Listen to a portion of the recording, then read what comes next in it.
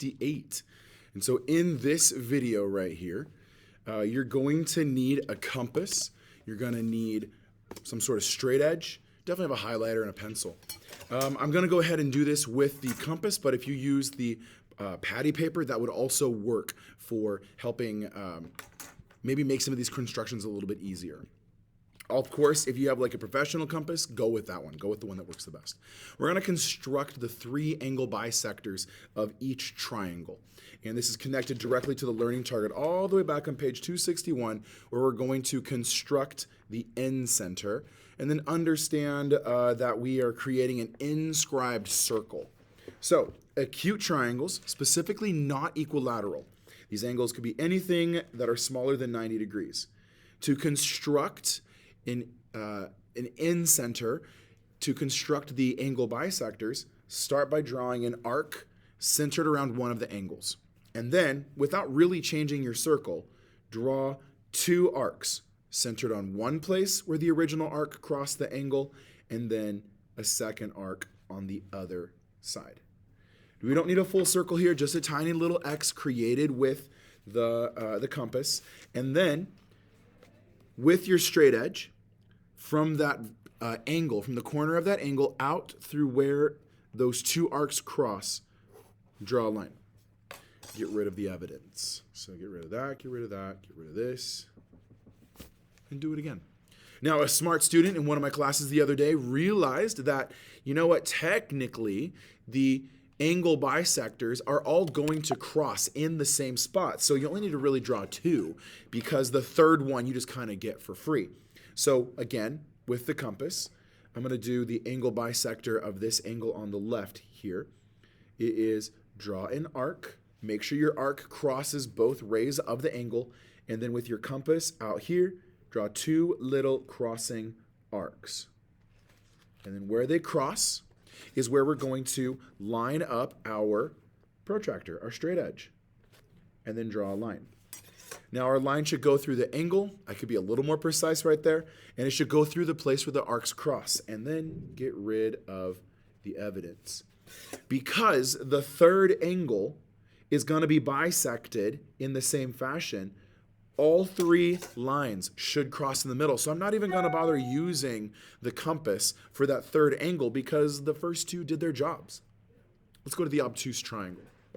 All right, here we are, obtuse triangle. Same thing with your circle maker. Put an arc around one of the angles. So this arc's going to be a little bit beyond the edge of the circles. No worries. On this arc, on this angle, the ray is intersecting the arc here. So I'm going to draw an X. And then it intersects the angle's ray down here, it being the arc. So I'm going to draw another arc there. And they cross. A lot of arcs crossing. So I need to be careful. I'm talking about this point right here. Those were the 2 arcs, center there, that cross. And then from the angle, being as precise as possible, draw the angle bisector and get rid of the evidence. Okay, do it a second time because you need 2 of them to establish the incenter, and then we'll just cheese it on the third angle. So, draw an arc. The arc crosses. Be super careful and picky that we're actually on the spot where the arc crosses. The angle's ray, go to the other side, draw, there we go, and now,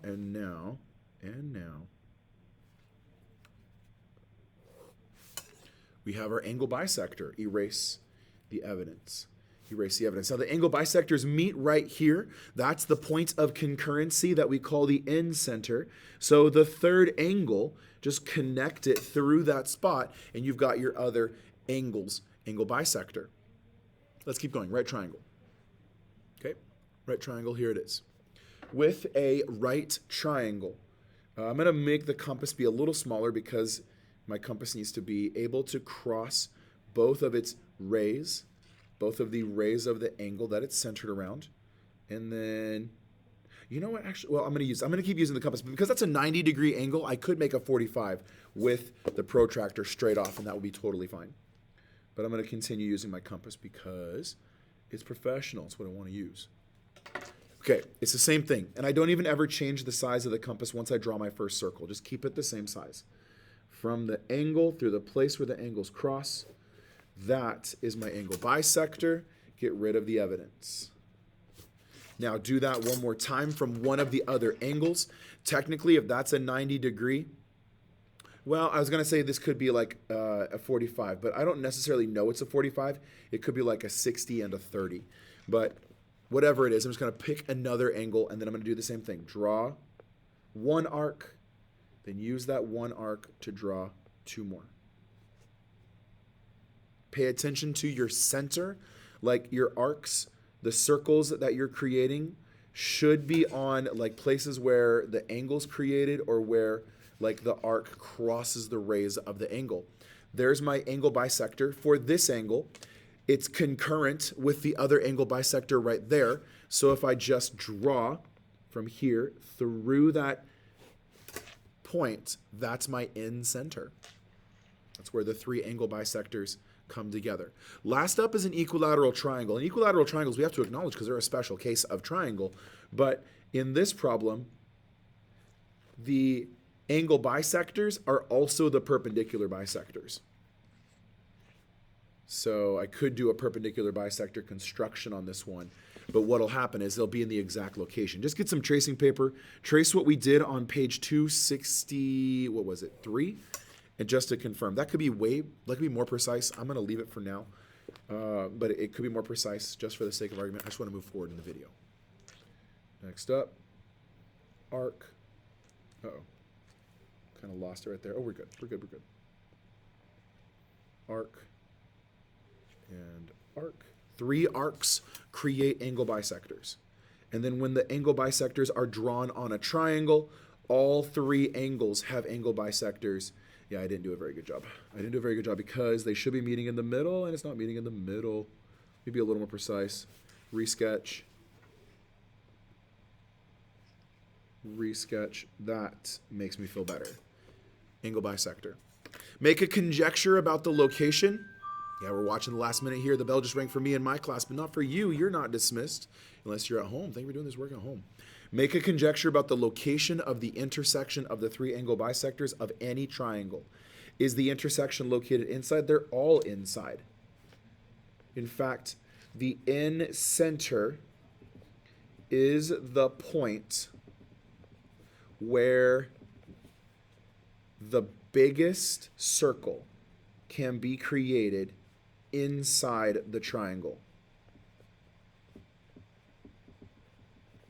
And because it's an incenter, all incenters are inside.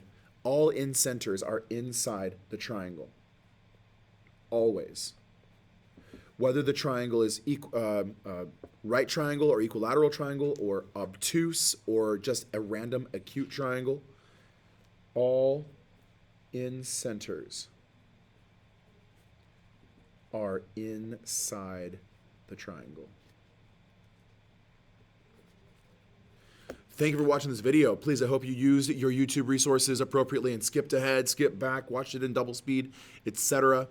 If you have any questions, let me know. Talk about it in class. We'll see you guys later. Thank you for watching this video. 269 is the next video for the page I'm going to do. Thanks. Bye.